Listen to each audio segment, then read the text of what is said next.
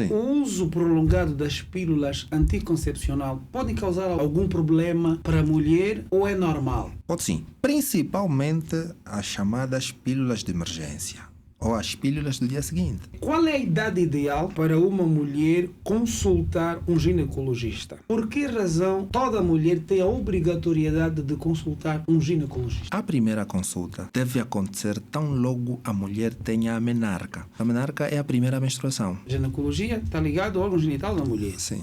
E de uma certa forma isso pode afetar a psique do marido, se não estiver preparado. Sente que os maridos apoiam ou ainda estão um bocadinho receosos? Eu, como médico, é que tenho que fazer ele mudar de ideia. Sou um dos médicos que incentivo a consulta de casal. Ao invés de permitir que a esposa vá sozinha, ele incentiva que vá com o marido. Exatamente. Também existe ginecobstetras mulheres.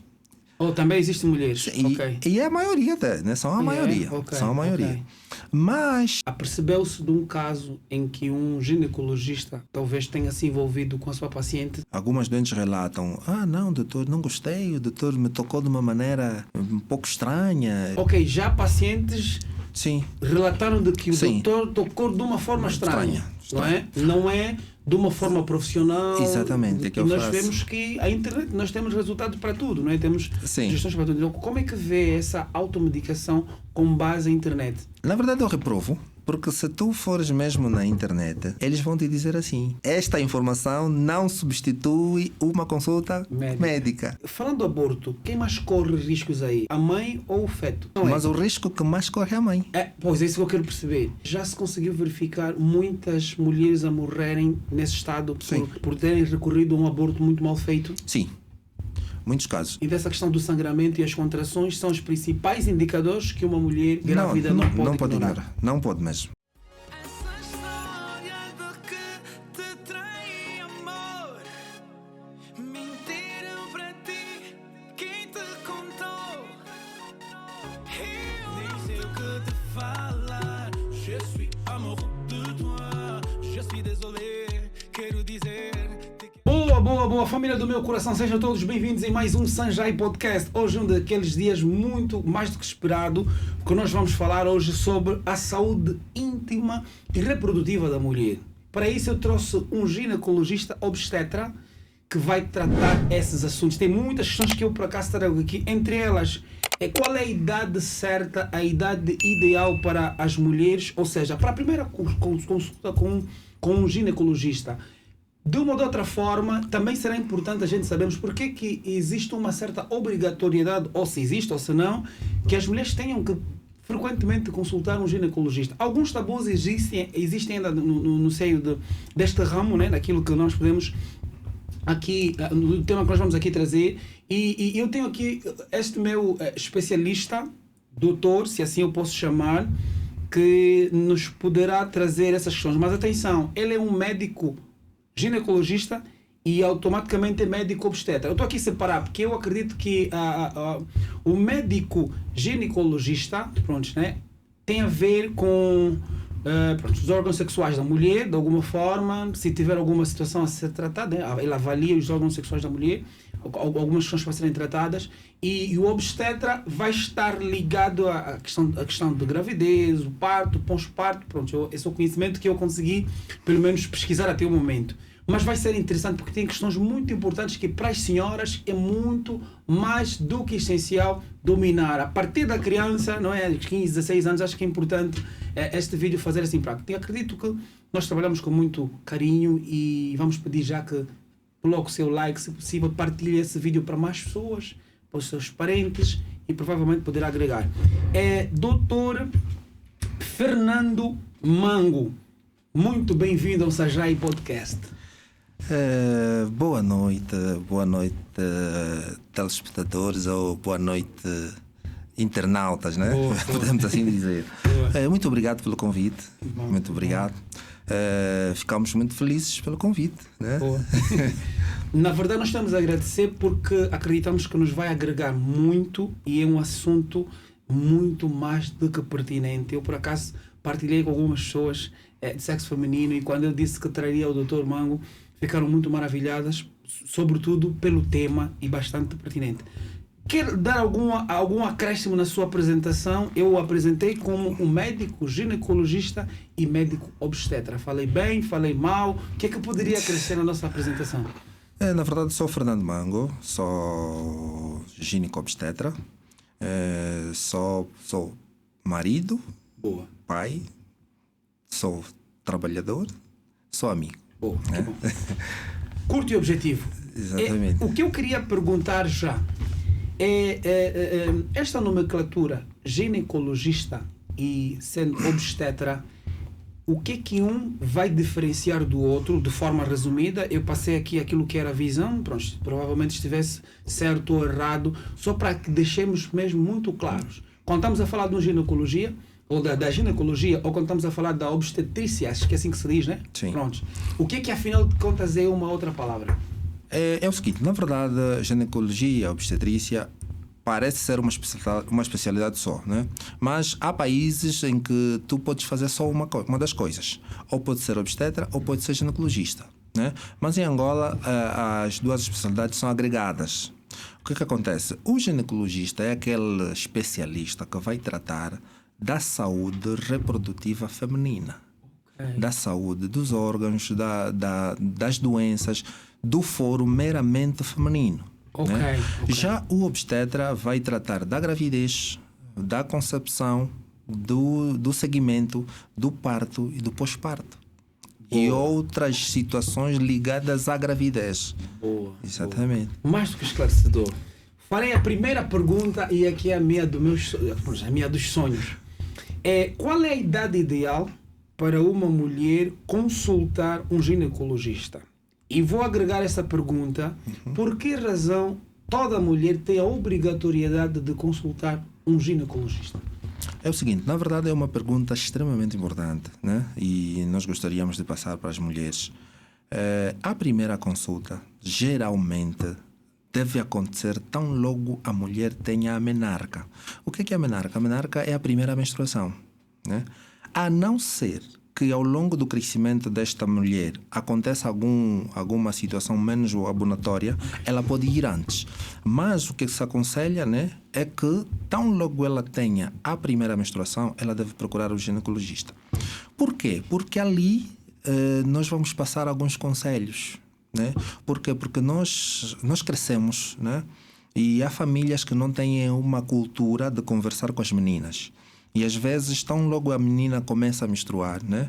A primeira coisa que a família diz é: não podes mais brincar com os homens. E com certeza a adolescente fica atormentada, né? Ela chega na escola, não tem uma convivência com os colegas. Porque não pode mais brincar com os homens. Sim. Pois. Então, às vezes, nós aconselhamos que tão logo a mulher tenha a primeira menstruação, ela vai ao ginecologista. Aí, o ginecologista vai dar conselhos, como é que tem que se tratar, como é que tem que ser a vida dela a partir daquele momento. Boa. Sente uma certa rejeição em algumas mulheres a irem consultar um ginecologista? Na sua experiência? Na verdade, sim. Algumas mulheres ainda, têm uma certa vergonha. Como é que normalmente elas se comportam diante do doutor? Quando vão ao seu consultório, elas abrem-se com facilidade. Desculpa, passo aqui a expressão no sentido de explicar o que realmente têm. Porque nós estamos aqui a falar questões ligadas ao órgão genital da mulher, certo? E de uma ou de outra forma, cria um certo receio, uma vergonha. Será que há essa facilidade com as pacientes? Assim eu posso tratar? É o seguinte, tem muito a ver com a pessoa em si e com o médico. O médico tem que ter a capacidade de fazer com que a doente se abra. O que acontece? Nós tratamos de ginecologia, é um foro muito íntimo. Então, eu vou ter que conquistar a doente. E às vezes é um processo que depende de médico para médico, né? Mas nós temos que ter a capacidade de assim fazê-lo. Por quê? Porque se tu não conseguires isso, tu não consegues fazer um diagnóstico. Por quê? Porque o que é que vai levar uma mulher para o ginecologista? Primeiro, tem muito a ver com as idades, né? Depois de começar a menstruar, o que mais frequentemente leva as mulheres ao ginecologista é as dificuldades de menstruação, as dismenorreias. Porque só quando tem problemas é que vai. Pronto, Exatamente. O que acontece aqui é isso. Exatamente. Pois. Nós, em função do sistema de saúde vigente em Angola, né? As pessoas têm sempre receio.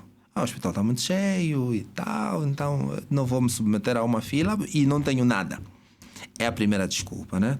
Mas a OMS recomenda, né? Que tão logo a mulher começa a ter a vida sexual, ela deve consultar o ginecologista pelo menos uma vez por ano. Caso não haja nada, tá bom, vai continuar. Caso se detecte alguma coisa, a regularidade da consulta passa para 6 meses. Isso geralmente com as mulheres das adolescentes até a idade adulta. Na idade adulta também tem outras queixas. Ok. Na idade adulta, na verdade, aquelas mulheres que já contraem um matrimônio, é a infertilidade. Não estamos a conseguir engravidar, já casamos há 1 ano e não conseguimos gerar descendentes. É o que mais ocorre nas consultas, né? Ok. E ainda bem, até, não sei se vai perder o raciocínio, até já aproveitar. Sim. Dá-me a entender, ou seja, que existem as principais doenças ou os principais problemas. Mas quais têm sido, então, os principais problemas ou as principais preocupações das mulheres, que as mulheres encontram quando vão visitar ou quando vão ter uma consulta com o ginecologista? Na verdade, como estava a dizer no princípio, né, depende muito da idade da pessoa. Ok, né? esse é o primeiro fator, idade. Pois. As adolescentes, né, até mais ou menos aí aos 18 anos, né, a maior queixa é dismenorreia. Eu tenho dor na menstruação, doutor, o que é que se passa? E algumas que já começam a ter a vida sexual começam a preocupar-se com as ITS, né, que é as doenças de transmissão sexual. Já as adultas, né, já começam a ter outras queixas. Algumas têm miomas, outras não conseguem engravidar. Já depois da idade como é que eu vou dizer? Da idade já dos 40, 50, já estão na perimenopausa, também tem outras queixas. Tem outras queixas, porque começam a sentir os efeitos de que a menopausa está a aproximar-se. Então também são outras queixas. Bom, o doutor falou aqui de que para as adolescentes, um dos problemas que enfrenta durante o período da menstruação é problemas, ou seja, de menstruação. Sim. E para as adultas, normalmente está ligado, algumas queixam por não conseguirem engravidar. Pronto, é um problema e está identificado. Sim. A minha questão é qual deveria ser a solução para esses dois itens? Tanto para uma adolescente que está com problemas de menstruação e quanto também, né, no caso, a adulta que diz que tem problemas de engravidar. É o seguinte, na verdade, isso poderíamos resolver se nós tivéssemos a regularidade das consultas. Né? Nós poderíamos evitar essas coisas. Mas como a gente não tem... Mas já que o incentivo de que é necessário consultar o ginecologista... É necessário e é muito importante que as mulheres vão ao ginecologista. Né? É muito importante. Por quê? Porque, de facto, nós poderíamos resolver problemas que hoje em dia se tornam graves porque as pessoas não correm o quanto cedo às consultas. Né? Nós temos algumas situações de cânceres ginecológicos, né? O câncer da mama, o câncer do colo uterino. Às vezes chegam já no hospital numa fase tardia, num estadio extremamente avançado. Por quê? Porque as pessoas não vão ao ginecologista. Não sei se é por uma questão cultural, né? Ou se é mesmo por causa do Sistema Nacional de Saúde, mas eu não acho que seja, né? Porque hoje em dia a maior parte dos hospitais dispõem dessa consulta e as mulheres podem muito bem marcar, ir para as consultas e serem seguidas. E às vezes nós poderíamos rastrear enfermidades muito graves que têm cura, mas as mulheres não fazem. Boa. Sente algum apoio por parte dos cônjuges, né? Assim posso considerar? Será que sente algum apoio como doutor dos maridos, das esposas, suas parceiras na sua pesquisa, não é? Falamos aqui, ginecologia está ligado ao órgão genital da mulher. Sim. E de uma certa forma isso pode afetar a psique do marido, se não estiver preparado, se não tiver uma educação, se assim posso considerar. Que interferência tem não é, a postura do marido para a mulher consultar o ginecologia? Essa é a primeira questão. Sim. A segunda questão só pode ser homem, só costumo ouvir, praticamente ouve-se mais ginecologista de homem, não sei se isso eu posso considerar. Será que existe de mulher ou sexo feminino, perdoe-me aqui a expressão, a diferença de um do outro, que eu quero perceber exatamente se sente que os maridos apoiam ou ainda estão um bocadinho receosos?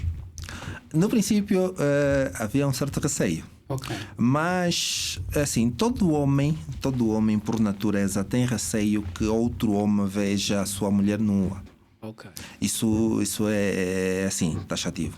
Mas eu, como médico, é que tenho que fazer ele mudar de ideia. E como é que eu vou fazer? E eu sou um dos médicos que incentivo a consulta de casal. Ok. A consulta de casal. Incentiva a consulta de casal. Deixa eu ver se percebi. Sim. Ao invés de permitir que a esposa vá sozinha, ele incentiva que vá com o marido. Exatamente. Boa. Assim, pelo menos, o marido, né? O marido vai saber e ele vai acompanhar que não existem coisas de outro mundo. Ok. Porquê? Porque a ideia das pessoas, e isso eu já senti de muitos maridos, esse doutor não pode ver minha mulher e há uma sensação de que o doutor pode fazer coisas não muito boas, mas não, naquilo que é ética e deontologia profissional, não, a gente não faz. Até pode constituir até um certo crime, né? No caso. Exatamente. Pois. O que é que acontece? O medo que as pessoas têm é o médico estar a ver a intimidade da minha paciente, né? E não só, também existe ginecobstetras mulheres. Também existem mulheres. E é a maioria até, né? São a maioria. Okay. São a maioria. Okay.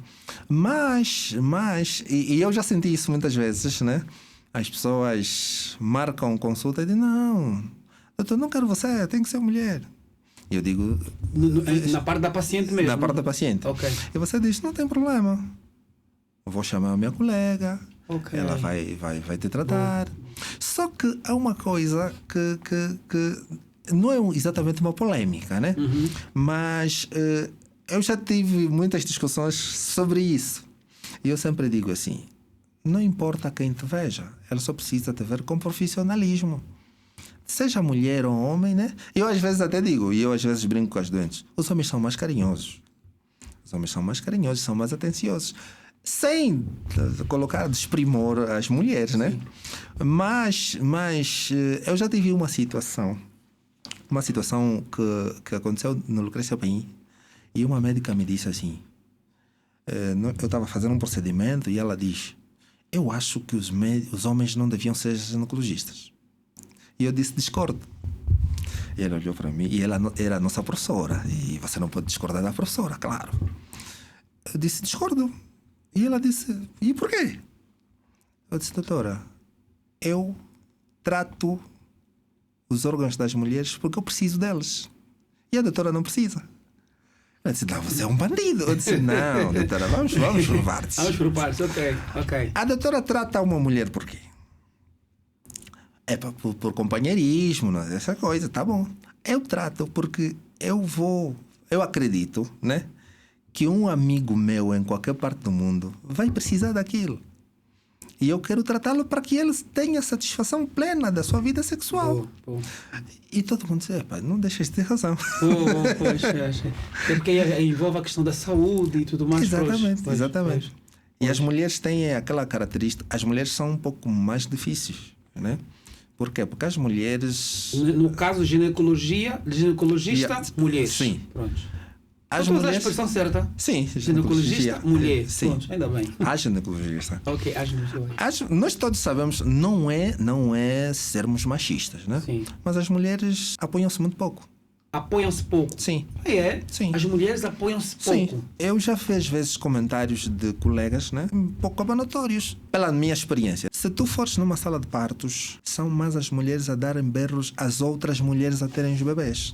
Espera aí. Deixa eu ver se percebi. Se formos à sala de parto, sim, normalmente são mais as mulheres a darem berros sim, às outras mulheres para terem o bebê? Sim. É? Sim.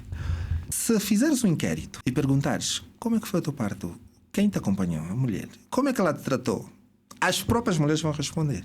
E você vai ver que se ela dizer assim, tinha um homem, se disser que o homem te tratou mal, é muito raro. É raro um homem tratar mal uma mulher no parto, na altura do parto. Eu já discuti, não é que seja frequente, né? Okay. Não é que seja frequente. Mas isso é em função ao relato das mulheres das outras mulheres, sim. Fica claro aqui, sim. Depois. Só para ter noção, né? Eu já discuti uma vez com uma colega e ela dá berro na outra colega. Eu disse, mas tu és mãe e tu sabes que o parto dói. Aliás, o parto é a única dor no mundo que é normal. Ok, ouve-se muito mulheres que saem de um país para o outro para ter o bebê. Dizem que o tratamento é diferente. Partilham da mesma ideia. Por exemplo, já ouvi casos de pessoas que saíram de Angola para Portugal para ter o bebê achando que provavelmente o tratamento seja ou que fosse talvez diferente. Partilha da mesma ideia, já ouvi algum relato idêntico. Lembrar aquilo que é a nossa visão e missão é muito importante as pessoas perceberem, mas afinal esse podcast fala sobre o quê? A nossa visão e missão é, primeiro, aprender com os convidados, servir as pessoas com conhecimento, de formas a agregar valor, aprender todos os dias e ganhar as pessoas todos os santos dias, de maneiras que as nossas experiências venham impactar positivamente para a vida das pessoas. Por isso é que os meus convidados falam de coisas que eles acreditam, que eles entendem, aquilo que é a opinião deles e que de uma ou de outra forma acabará por se incorporar com aquilo que é a sua visão. Sim, já, né? Na verdade, as pessoas são livres de terem o bebê onde quiserem ter. Só que o que é que acontece? Não é que em Angola seja mau ter um bebê, né? Mas as pessoas avaliam as condições que os nossos hospitais se encontram. E as pessoas querem... Por quê? Porque é praticamente pelas condições, se calhar, de certos hospitais, né? Mas em cargos de profissionalismo, Angola está no mesmo nível que os outros países. Boa. Deixa-me ainda voltar. É um assunto que eu quero perceber. O doutor, talvez, o doutor Mango já alguma vez apercebeu-se de um caso em que um ginecologista talvez tenha se envolvido com a sua paciente de alguma forma? Olha, é assim, que tenha sido prova ou que tenha provas, não. Não. Né? Mas algumas doentes relatam, né? Algumas doentes relatam, não, doutor, não gostei, o doutor me tocou de uma maneira um pouco estranha e tal. E eu sempre digo, tu tens a liberdade de processar. Ok, já pacientes relataram de que o doutor tocou de uma forma estranha. Não é? Não é de uma forma profissional. Exatamente. Não é, se calhar, a forma ideal para... E eu hoje sou professor da especialidade e a gente passa isso para os internos, né? Os internos são os médicos que estão a se formar para ser os futuros obstetras e ginecologistas. Então a gente pensa muito, né? E a gente fala muito com as pessoas, né? Primeiro, é uma especialidade extremamente íntima. Primeiro, tu tens que ter noção por que é que estás a fazer isso. Por que é que você quer ser ginecobstetra, né? Por quê? Porque a título de... Há muitas pessoas que olham para mim e acham que eu tenho a melhor profissão do mundo. É a melhor profissão do mundo. E quando alguém me apresenta, né, para outros homens, olha, Fernando é ginecologista, todo mundo olha para mim tipo, uau, tu tens a melhor profissão do mundo, mas não. A ginecologia e a obstetrícia é uma profissão também de riscos, né? Exatamente por essa questão íntima das pacientes. Por quê? Porque as pessoas, eu sempre digo assim, se tu tratares bem uma pessoa, tratares bem com educação, ética e profissionalismo, tu não tens por que temer, né, que ela um dia te processe. Não tens. O que é que acontece muitas vezes? As pessoas não conseguem, muitas pessoas, né, algumas, não conseguem misturar o prazer do profissional. Querem misturar. São aquelas pessoas que não têm noção porque é que foram lá parar. E há quem vai para essa especialidade porque acha que vai ver um número de mulheres e tal. Entendo. Vamos falar um bocadinho das pílulas. Sim. O uso prolongado das pílulas anticoncepcional pode causar algum problema para a mulher ou é normal? É o seguinte, Pode sim. Principalmente as chamadas pílulas de emergência ou as pílulas do dia seguinte. Ok. As pílulas do dia seguinte podem causar grandes problemas. Muitos problemas. Por quê? Porque a OMS recomenda, só para as pessoas terem noção, mulheres, não se toma mais de 3 pílulas por ano. Ah, é? Não. Não se deve tomar mais de 3 pílulas no ano. Não. Então as mulheres têm que ter atenção a isso. É 2 vezes no intervalo de 6 meses. Ok, uma mulher só pode tomar durante os 12 meses, uma mulher só pode tomar pelo menos 2 pílulas por ano. Por ano. Sim. Uma em janeiro, outra em julho. Sim. Ou em julho, no meio do ano. Pronto. Por quê? Porque você não pode ter muitas emergências. Porque ok, são as pílulas de emergência. Por ser pílula de emergência, as pessoas não têm noção que as pílulas geralmente são constituídas de hormônios. Ok. De hormônios, né? A constituição das pílulas é praticamente hormônios. E às vezes, a pílula, por ser de emergência, a concentração hormonal é muito grande. Ok. É muito grande. E eu já tive doentes que ela dizia, doutor, ainda o mês passado já tive uma doente que disse, doutor, eu parece que já tomei umas 15. Já tomou umas 15? Yeah. E eu disse, olá. Não tá bom. E é isso que ele trouxe a consulta, porque desregulou o ciclo dela de uma maneira incrível. E às vezes essas enfermidades que nós vamos tendo, como os quistos, os miomas, é exatamente causada por essas pílulas. O consumo desordenado, desregularizado da pílula do dia seguinte. Já as outras, né, têm pouca chance de causar problemas. Por quê? Porque você tem uma maneira muito metódica de apanhar. Tem uma maneira um pouco mais metódica, né? Então não tem... Os riscos são muito poucos. São muito poucos. Por quê? Porque a anticoncepção, né, tem muitos métodos. E uma das coisas que às vezes as mulheres fazem muito, né, é a imitação. Né? A minha vizinha fez isso, eu também acho que devia fazer. Ou a minha vizinha fez isso, não gostei, também não devia fazer. O tratamento anticonceptivo é individual e individualizado. Okay. Por isso é que antes da mulher optar pelo tratamento anticoncepcional, ela deve consultar o ginecologista. Okay. O ginecologista vai triar, vai avaliar a doente e vai escolher o melhor método que se adequa à situação dela. Boa. Existe alguma diferença existe alguma diferença para aprender? Será que existe alguma diferença de atendimento de pacientes, né, mulheres gestantes, nas instituições públicas e privadas, clínicas, hospitais privados ou hospitais públicos e clínicas? Será que existe alguma diferença de atendimento? Olha, é o seguinte, se existe uma diferença, sou um pouco suspeito de falar disso, mas nós vamos partir do pressuposto que quando eu estou a pagar, eu quero melhores serviços. Melhores serviços, ok. Quero melhores serviços, né? E hoje em dia, né, com o avançado da tecnologia, nós já estamos muito ligados àquilo que é a humanização. Okay. A humanização dos serviços de saúde. E essa humanização engloba tratar bem, né, as doentes, né? Triar bem, acompanhar bem. Mas o que é que acontece? A diferença grande que pode ter entre o privado e o estatal é exatamente o que nós chamamos o tempo de espera.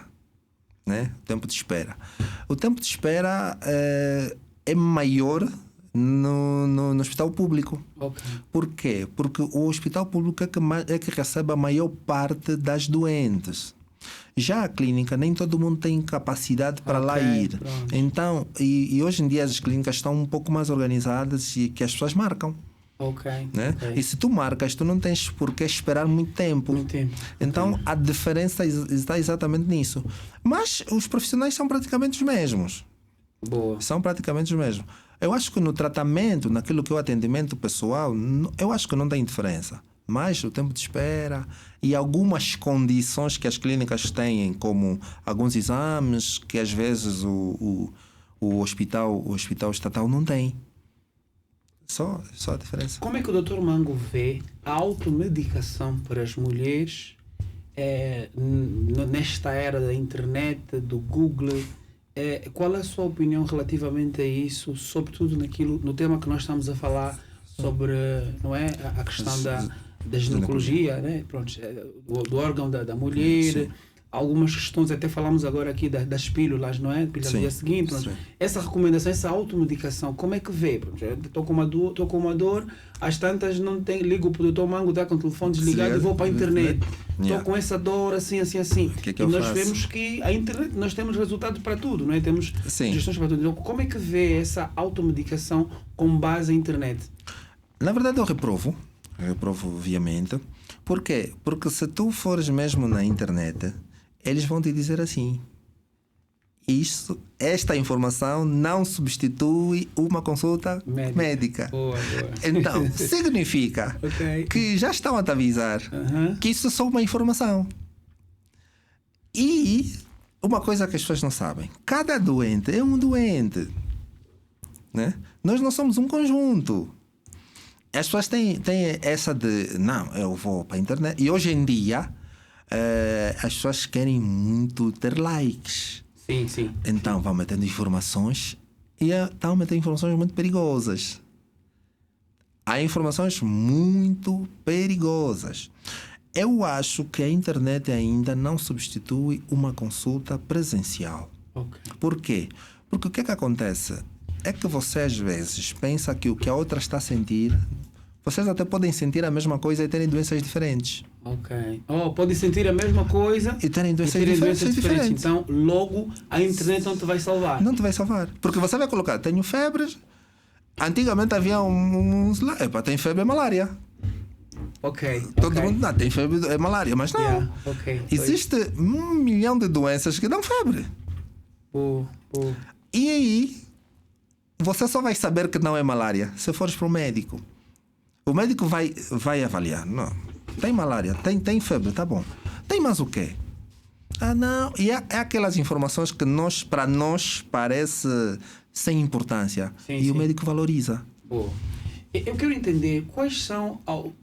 Você pode até falar 2 sinais de alerta que uma mulher grávida não pode ignorar. Primeiro sinal que uma mulher não pode ignorar: sangramento. Uma grávida não pode sangrar. Não pode. Sob circunstâncias nenhuma. Durante a gravidez? Sim. Durante o período de gestação, sim, é assim que se diz? Durante o período de gestação. Agora, se não tiverem trabalho de parto, uma mulher não pode ter contrações. Não pode ter contrações. São sinais que a mulher não pode ignorar mesmo. A partir deste momento, tem que correr. Contactar o médico. Tem que correr. Ali nesta altura vai procurar o ginecologista na mesma, né? Ou tem que ter um outro tipo de acompanhamento? Se tiver grávida, já é obstetra. Aí entra já na... essa parte precisamos diferenciar. Do se já tiver grávida, aí já é obstetra. O ginecologista é antes da gravidez. Antes da gravidez. Obstetra depois da gravidez. Porque esta é a questão do o parto e o pós-parto. Nessa altura. Exatamente. Boa. Então essa questão do sangramento e as contrações são os principais indicadores que uma mulher grávida não pode ignorar. Não pode mesmo. Sangramento é para correr. E aí se calhar pode ser já o início de um aborto, né? Provavelmente, a depender. Sim. Por quê? Porque o aborto tem classificações, né? Desde a ameaça até a consumação, né? Desde a ameaça do aborto, que são alguns sintomas mais básicos. O que é que pode contrariar? Quais são a pergunta é: quais são os principais motivos que levam, né, uma mulher a estar do aborto? Existe um monte de situações, né? E as situações dos abortos podem estar relacionadas à mulher em si, né? Podem estar relacionadas ao bebê, podem estar relacionadas a outros componentes do bebê, que é a placenta, essas coisas todas. Por quê? Porque há doentes, né, que às vezes não podem engravidar ainda. Por isso é que é importante, e é uma coisa que se faz muito pouco em Angola, a consulta pré-concepcional. Consulta pré-concepcional. O que é a consulta pré-concepcional? Consulta pré-concepcional é o que muitos casais fazem já lá fora do país, né? É que tu gostas de uma menina, né? Gostas de uma menina, mas tu ignoras quase tudo. Há meninas que não vão te gerar um produto de concepção em condições. Por quê? Porque tem situações, tem doenças muito próprias, né? Como a falciformação, a hemofilia. E às vezes, nós dois, como dizem nos outros países, paixão só não é tudo. Ok. Às vezes nós precisamos ver se nós temos compatibilidade. Né? Ok, a questão da compatibilidade. Às vezes tu és portador de falciformação e a tua namorada também é. Ou você é doente de falciformação e ela também é. Com certeza que vocês vão gerar descendentes com falciformação. Se conseguirem gerar. Então são essas coisas que às vezes as pessoas não fazem essas consultas. E deveriam fazer. Deveriam fazer. Antes, está a se apaixonar, está a se conhecer, Sim. faz a consulta. E hoje em dia nós, infelizmente, nós os africanos, né? Tu não podes falar para um casal, né? Recém-casados, dizer, vocês não podem gerar descendentes. Por isso e por aquele motivo. Vai ser apedrejado. Vai ser apedrejado, sim. Você quer o meu mal, Exatamente. não quer a minha felicidade. Exatamente. Mas são coisas que nós poderíamos evitar. Vocês ainda são namorados. Podem pensar. Se continuarem nessa relação, vocês podem não gerar descendentes. Agora, se vocês quiserem, ou vocês separam, né? Epa, cada um o adotam. Infelizmente nós temos nós somos africanos, né? Pois. E o africano, nós nos venderam uma teoria de que quem não faz filho é amaldiçoado. Sim. Estás a ver? Estava para dizer alguma coisa, né? Sim. Quem não faz filho é amaldiçoado. Pois. Então todo mundo luta pelo menos para ter um filho.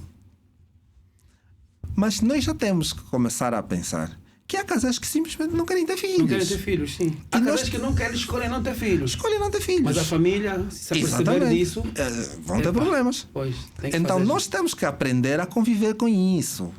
Nós temos que aprender a apoiá-los. Essa questão do aborto é um tema muito delicado. Eu queria entender a opinião do Dr. Mango.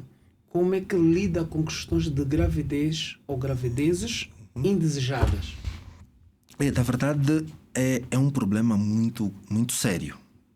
Extremamente sério. Por quê? Porque as pessoas simplesmente, né, optam por não...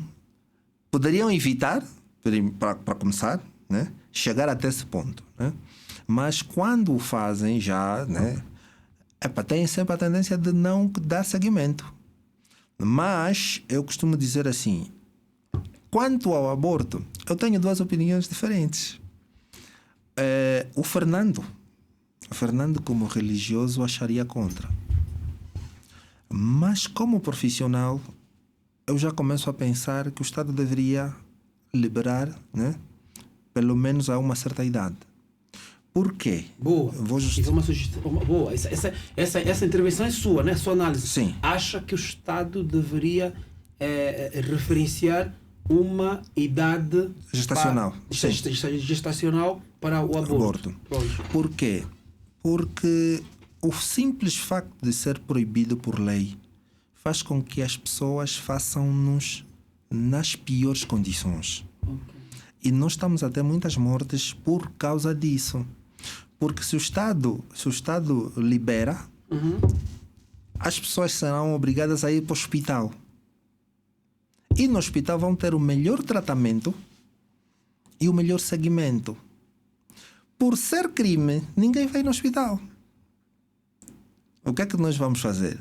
Tem uma tia que trabalha na maternidade, tem um quarto e sala, ninguém sabe em que condições ela faz aquilo, mas como existe uma pressão muito grande, principalmente para as adolescentes, que os pais nem sequer têm a noção que elas namoram, e eu aparecer com uma gravidez é uma aberração muito grande. Então elas se submetem a isso. nós estamos a ter muitas esterectomias por causa das consequências do aborto. Do aborto. Falando do aborto, o principal perigo, ou seja, quem mais corre riscos aí? A mãe ou o feto? Não sei se eu fiz a pergunta certa. É o seguinte, na verdade, como eu já quero me desfazer do feto, então não interessa muito o risco do bebê. Ok. Eu já quero mesmo me desfazer. A minha questão Mas o risco que mais corre é a mãe. Pois é isso que eu quero perceber. Já se conseguiu verificar muitas mulheres a morrerem nesse estado Sim. por terem recorrido a um aborto muito mal feito? Sim, muitos casos. E nos casos de que as mulheres não morram, na pior das hipóteses, ela faz uma esterectomia. A esterectomia é a retirada total do útero. Epa. E nós já tivemos histórias, né, de pessoas que tiveram um aborto na adolescência, foi-lhes feita a esterectomia, elas não avisaram ninguém. Ou as famílias encobrem. Passando uns 10 anos, 15 anos, ela encontra o príncipe encantado. Ela está apaixonada. Ela não tem coragem de dizer no cara que eu não consigo gerar descendentes. Ela não fala mesmo. Vai perder o príncipe O encantado. homem, sim, pronto, garantiu o casamento. Que garantiu o casamento. Oh. E o que é que acontece? E as mulheres, certas mulheres são muito astutas. São muito astutas, tu não imaginas. O que é que acontece? Ela simula mesmo. Depois de um ano de casamento, não conseguem gerar. E ela às vezes os maridos, essa tua cicatriz. Não, isso foi um apendicite, foi um quisto. 1 ano, 2 anos, 5 anos não consegue gerar, então o marido começa a ficar preocupado, né? E fazem uma ecografia e a ecografia detecta que ela não tem útero. Pá. E ela ainda simula que lhe fizeram uma esterectomia sem o consentimento. Só que e os hospitais têm uma coisa, a maior parte dos hospitais tem uma coisa boa. Esse tipo de cirurgia, né? Esse tipo de cirurgia, pelo menos eu vi no Lucrecia Paim. Quando, Em Luanda, no sim, caso, sim. hoje. Quando você tem alta, você assina. Tem um livro onde você assina. Ok. Sim. Boa. Tem um livro onde assina. Tomei conhecimento da cirurgia e tal, e assinas o nome. Pode passar 25 anos. E como você tem um cartão, eles dão-te um cartão da cirurgia que se fez. Você vai lá com o cartão. Eles vão procurar no livro. Tá lá, menina, você assinou. E olha, surpreendentemente eu já vi casamentos a estragarem aí mesmo. Casamentos a estragarem mesmo ali. Exatamente. A mulher não confessou, não disse os problemas que tem. E às vezes, se ela se calhar conversasse com o cara, poderia... Pois.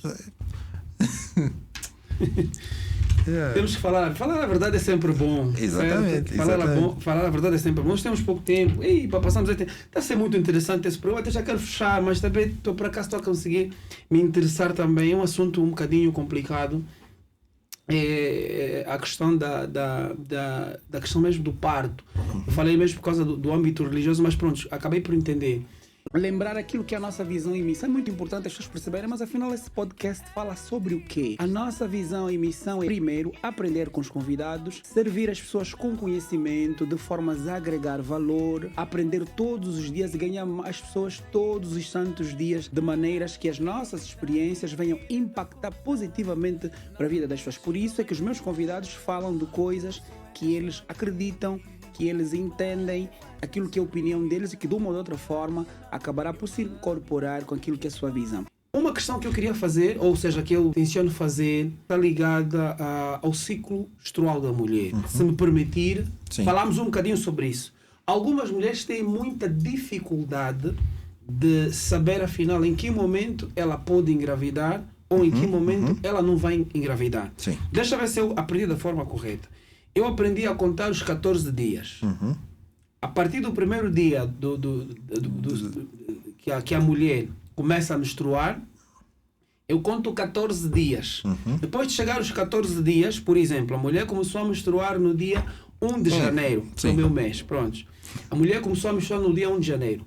A probabilidade da mulher ficar grávida, eu conto 14 dias, depois de chegar no 14 dia, no dia 14, eu conto 2 dias antes e 2 depois. Que será?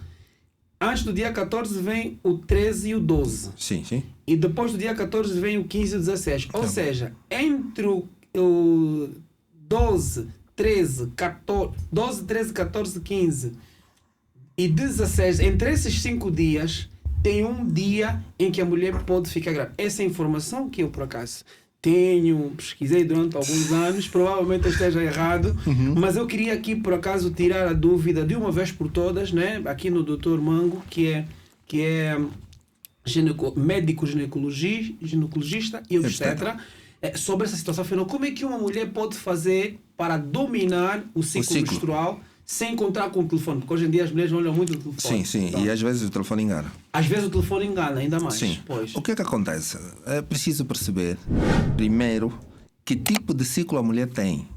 As mulheres precisam se conhecer. Bom, começa por ali. Começa por aí. Por quê? Porque há mulheres que têm ciclos de 20 dias. Há mulheres que têm ciclos de 30 dias. Há mulheres que têm ciclos de 35. Há mulheres que têm o ciclo, deixa-me ver, Sim. de 20, Sim. de 30, de 35. 35 dias. Ok. Mas o ciclo mais frequente é o de 28. De 28 é o mais frequente. Sim. Então nós A maior podemos parte das considerar mulheres- esses outros como ciclos irregulares, é isso? Não, ainda é regular. Também é regular. É regular, sim. O que é que acontece? A questão da ovulação. A mulher ovula uma vez por mês. Significa que uma vez por mês um dos ovários libera um óvulo maduro. Esse óvulo maduro vai ou gerar um descendente ou não. Como é que acontece? Vamos falar naquilo que é o mais frequente, que é o ciclo de 28 dias.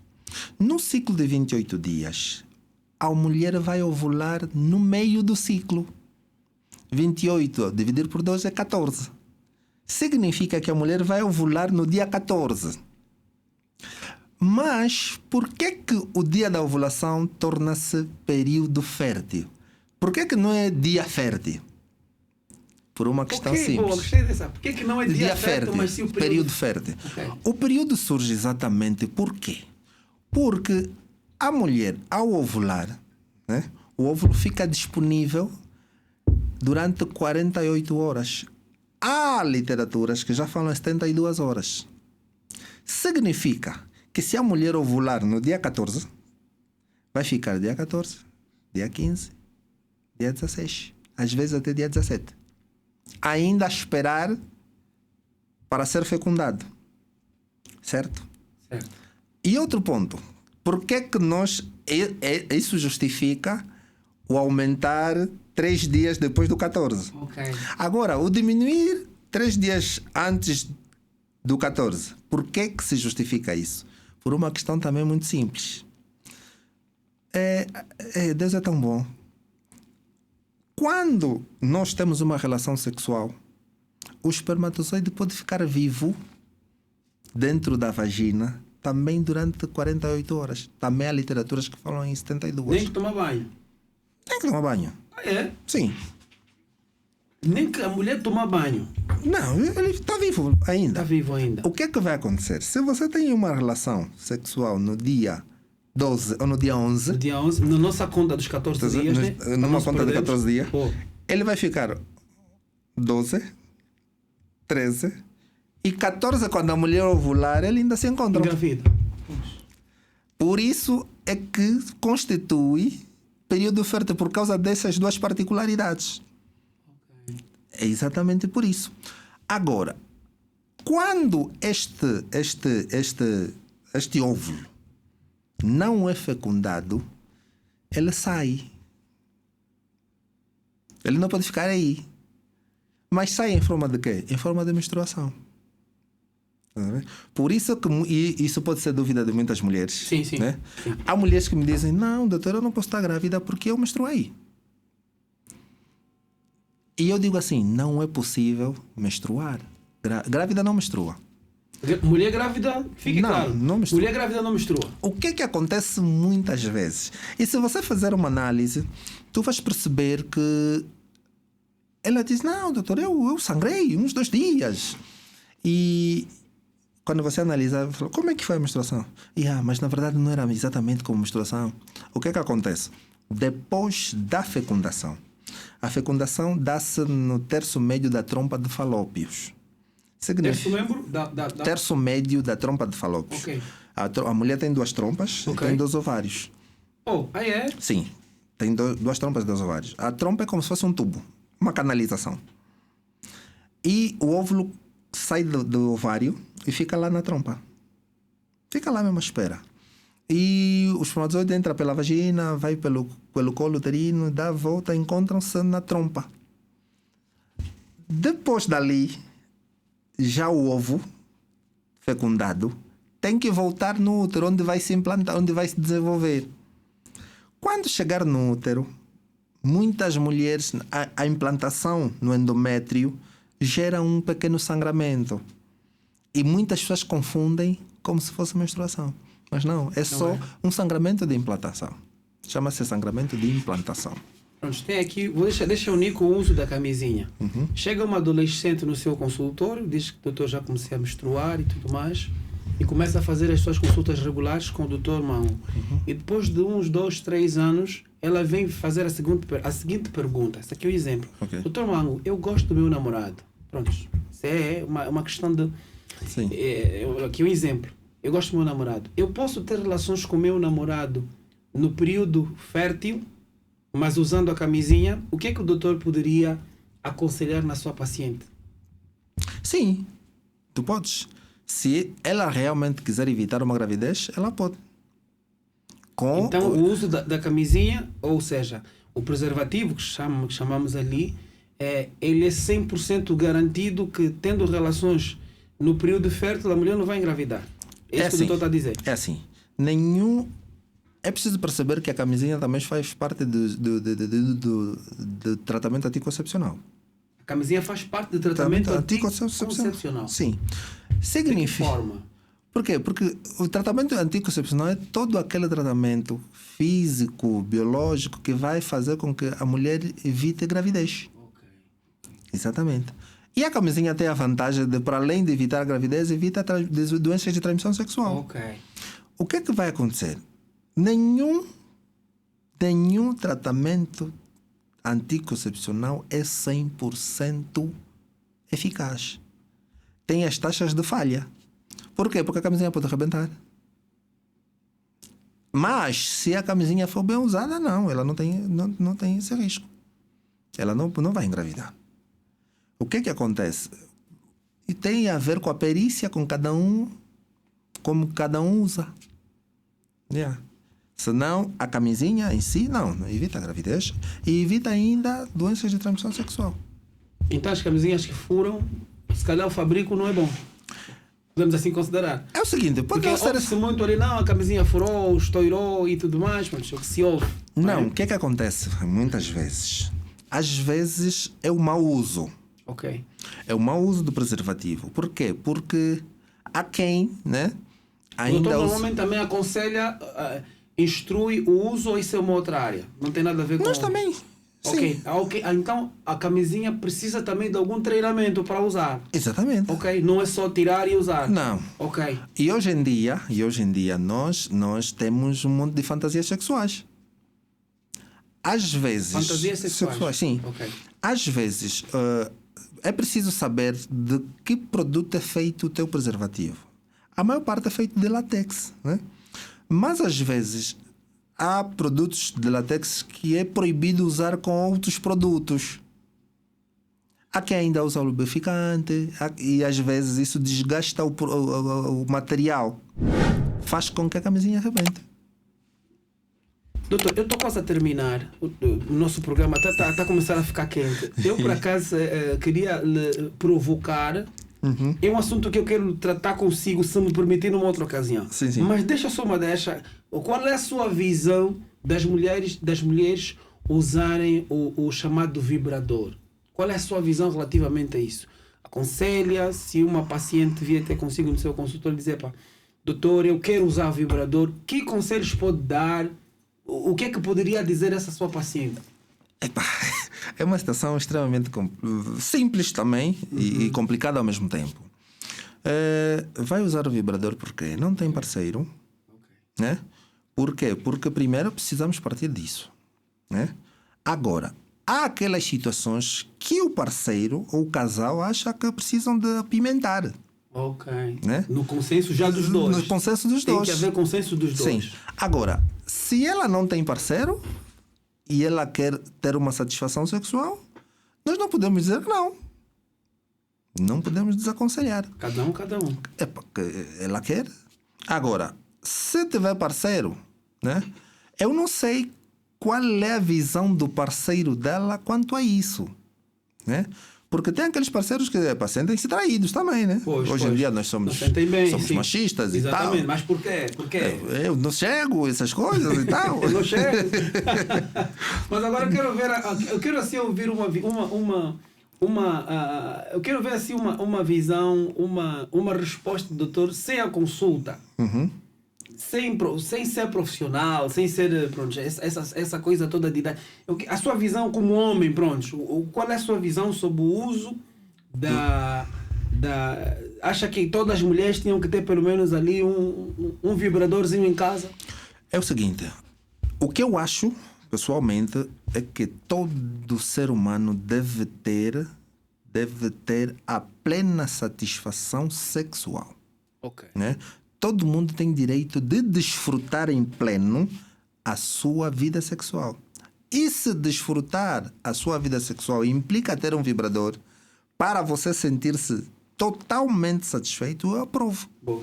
Desde que isso não te faça mal, desde que você não recorra a outras situações que podem te causar malefícios. Esse assunto eu vou deixar também com a masturbação. Qual é a sua visão sobre a masturbação? O homem deve se masturbar mesmo? É errado, não é errado? Qual é a visão do doutor relativamente à masturbação para os homens? É o seguinte, na verdade, eu costumo dizer assim... Agora estamos aqui a falar sobre o parto, a mulher, mas isso aqui é só para terminar já. Eu costumo dizer assim, o ser humano tem que se conhecer. Né?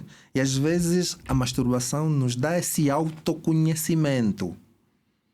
Por quê? Isso é uma das situações que fazem com que nós criamos dependência emocional sobre os outros. Okay. Por quê? Primeiro, você tem que te autoconhecer, né? Você tem que saber aquilo que te deixa satisfeito e aquilo que não. Aquilo que você permite durante um ato sexual e aquilo que não.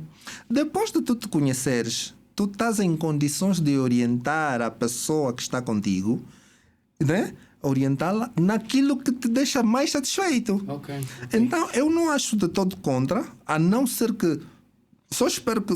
a não ser que se torne um vício. Um vício e acaba sendo uma doença também. Sim, né? Porque sim, mas senão eu acho que o homem tem que se conhecer, tem que saber o que é que lhe faz bem, né? Por quê? Porque o que é que acontece? E isso é a lógica da vida. Sim. Quando tu deixas a tua satisfação na mão de outra pessoa, é como dares o comando da tua vida a outra pessoa. Essa pessoa te comanda. Te comanda, pois. Exatamente. É aquilo que quando a parceira te deixa, queres te matar. Essa janela tem que ser aberta de várias formas. Doutor Mango, mas pronto, aqui para terminar, eu sei que temos o Sanjay Podcast tem seguidores cristãos. Nós sabemos que para os cristãos a masturbação é pecado. Sim. Isso foi uma pergunta, até porque acredito que o doutor estudou e o estudo envolve questões científicas, questões religiosas, e as abordagens devem ser cuidadosas nesse sentido, não é? De facto. A intenção do podcast não é incentivar as pessoas, até porque o doutor foi muito bem claro em dizer as pessoas são livres em escolher. E nós temos que estar aqui, aliás, até o doutor tem que estar aqui a orientar como um profissional. Pronto. Doutor, nós vamos terminar o nosso Sanjay Podcast. Eu vou lhe convidar mais vezes, mas esse é aquele momento. Esse é aquele momento. Excedi, mas estava tão interessante. A nossa conversa hoje era para 20 minutos só. Era só para 20 minutos e já passamos aqui. Doutor, queria que deixasse as últimas considerações. Este é aquele momento que alguma coisa talvez tenha passado, e se permitir, é aquele momento em que a gente não, se as pessoas quiserem lhe consultar, será que tem uma página no Facebook? Será que tem algum contacto em que as pessoas podem consultar? Até porque é médico, ginecologista e obstetra. E as nossas mulheres, de alguma forma, vão necessariamente precisar dos seus serviços. Quando digo seus serviços, me refiro a consulta, algum acompanhamento. E aqui, pelas palavras que referenciou, depreende ser um profissional, não é? Não é aquele obstetra, não é aquele ginecologista que nós estamos aí, costumamos ali a ouvir, ou que já ouvimos mesmo sem provas, de que provavelmente acabam tocando as pacientes de uma forma errada. É um profissional e acredito que, por acaso, para convidá-lo aqui no Mensagem Podcast, também já tive os relatos de que realmente é um profissional e presta um bom serviço. Então, esse é aquele momento que, de alguma forma, o doutor vai poder, né, nos despedir aqui no programa e deixar essas considerações e com promessa de voltar. Sim. Faz favor. Na verdade, o meu apelo que deixo às senhoras, às meninas, primeiro, procurem um ginecologista, né, com frequência, não tenham receio, né, serão bem atendidas. E uma coisa que eu sempre deixo para as meninas que agora estão a começar a vida sexual: não, a tua segurança, o teu bem-estar depende de ti. Não deixe a tua segurança, o teu bem-estar na mão de outra pessoa. Porque o mundo é meio complicado, né? Nós às vezes, e eu falo muito para as meninas, nós queríamos até criar já consultas para adolescentes, né? Porque são elas que precisam muito de ouvir essas coisas. E às vezes digo assim, eu já perguntei para as meninas se elas tinham preservativo. Namoras? Sim, namoro. Tens preservativo? Ah, doutor, o que é isso? Eu digo assim, se você andar com preservativo, vão te chamar de bandida. Mas não. Você só é prevenida. Por quê? Porque você não pode deixar a tua vida na mão de uma pessoa que você mal conhece. E tu podes apanhar uma doença que não tem cura. Então é importante. Exatamente. Numa coisa que pode ser uma brincadeira, você pode estragar a tua vida. E para as mulheres, eu trabalho no Hospital Municipal do Ambo. Estou lá. Qualquer coisa, estamos lá. Também temos uma colaboração não sei se vamos fazer publicidade, não sei, né? Fica à vontade, aqui no Mensagem Podcast está à vontade. Sim, nós estamos na Clínica dos Professores, no período da tarde, todos os dias, de segunda a sexta-feira. E quem quiser vai ser sempre bem atendida, vai ser sempre bem acompanhada, vai ter sempre o carinho dos profissionais, né? Porque não digo por mim, mas nós hoje em dia constituímos já uma rede muito grande. Porquê? Porque a saúde da mulher realmente importa. Importa muito. E nós queremos que as mulheres sintam-se à vontade ao falar conosco, né? E naquilo que é o profissionalismo. E também eu sempre dou uma margem, né? De quem não gostar de alguma coisa, fala. É importante. E nessa clínica tem homens e mulheres, né? A tratar essa área de ginecologia. Sim. Homens e mulheres? Sim. Ok. Bom. Tá bom. Então é tudo, né, doutor? Por hoje é tudo e esperamos que nos convidem mais. Que bom. É tão confortável estar aqui. Tá bom, doutor, eu quero te agradecer. Nós terminamos aqui mais um Sanjay Podcast com promessa de voltarmos. Estamos aqui a correr para finalizar. Se gostou do episódio, eu gostaria que, por favor, partilhe com mais pessoas. Inscreva-se no canal, faça com que mais familiares possam ter acesso a essa informação. Tudo que a gente falou aqui, o objetivo foi mesmo, ou seja, o objetivo é para, de formas positivas, nós podemos agregar a sua vida. Nós voltamos daqui a mais 7 dias. Nossos podcasts são lançados uma vez na semana, então nós vamos contar consigo. Estivemos aqui com o doutor... médico, eu chamo médico doutor, pronto, doutor médico, esta é a forma que eu por acaso gosto de o tratar, ginecologista e obstetra Fernando Mango. Este foi o Sanjay Podcast número 40 ou 41, já perdi a conta. Então Deus abençoe a todos, pois Ele há de ser sempre bom. Até a próxima, Sanjay Podcast. Mais uma vez, doutor Mango, foi um prazer enorme. Muito obrigado.